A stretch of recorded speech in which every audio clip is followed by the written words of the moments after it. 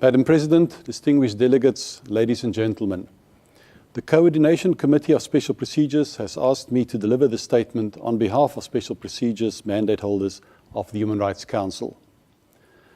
That the Human Rights Council is convened in a special session on Syria for the fourth time demonstrates the gravity of the human rights violations unfolding on the ground since violence erupted in Syria in March of 2011.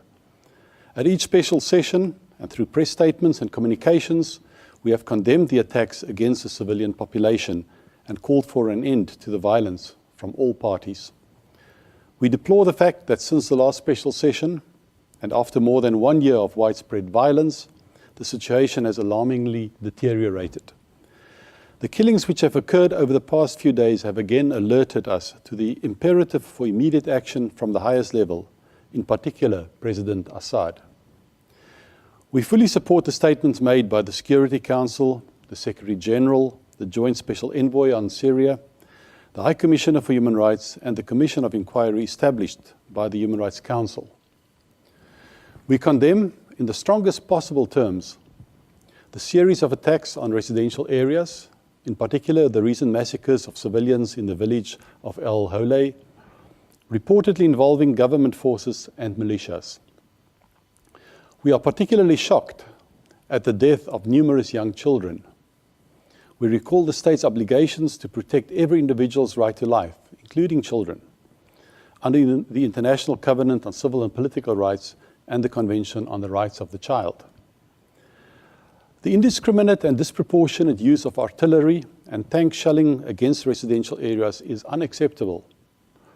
While the government has justified its use of lethal force as a response to killing by terrorist groups, we emphasize that it is a state's obligation to ensure that its security forces do not commit human rights violations, and also to exercise due diligence and take all necessary measures to prevent abuses by non-state actors.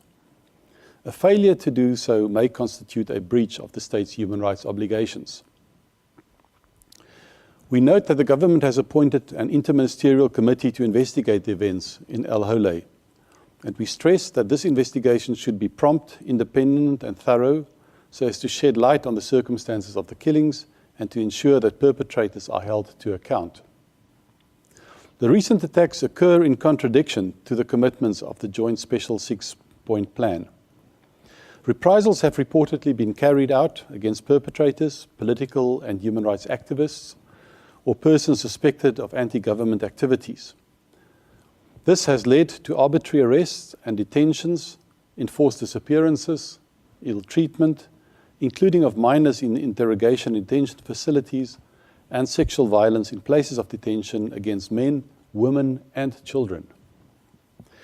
As reported by humanitarian agencies, livelihoods and access to medical care, food, and water have been affected across the country, and dramatically so in conflict-affected areas. Ensuring unhindered access to humanitarian assistance, including to internally displaced persons, must be a priority for all parties and be provided irrespective of other efforts to resolve the crisis. Reports of interference with and even deliberate destruction preventing access to adequate food, water, and in particular medical care and assistance are of great concern to us and would, if confirmed, represent further egregious human rights violations.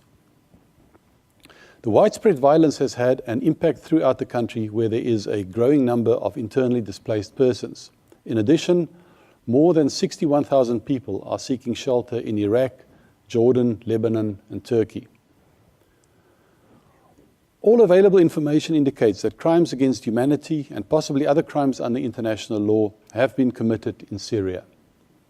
This has been documented in reports of the Office of the High Commissioner for Human Rights Fact-Finding Mission, the Independent Commission of Inquiry, in statements by the High Commissioner for Human Rights, and numerous NGO reports. I wish to emphasize the following point.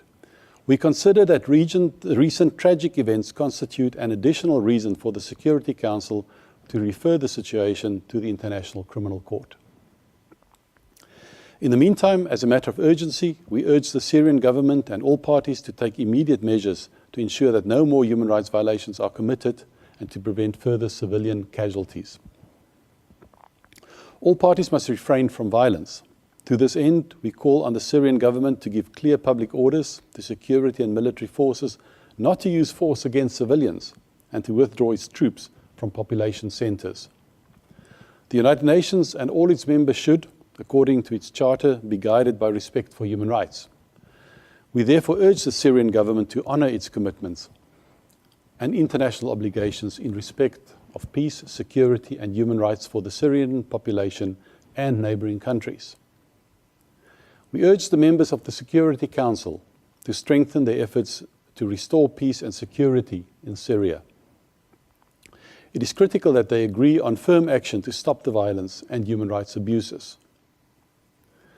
We also call on the Syrian authorities to provide full and unhindered access to the United Nations Supervision Mission in Syria, the Commission of Inquiry, the Special Procedures of the Human Rights Council, and all humanitarian actors. I thank you for your attention.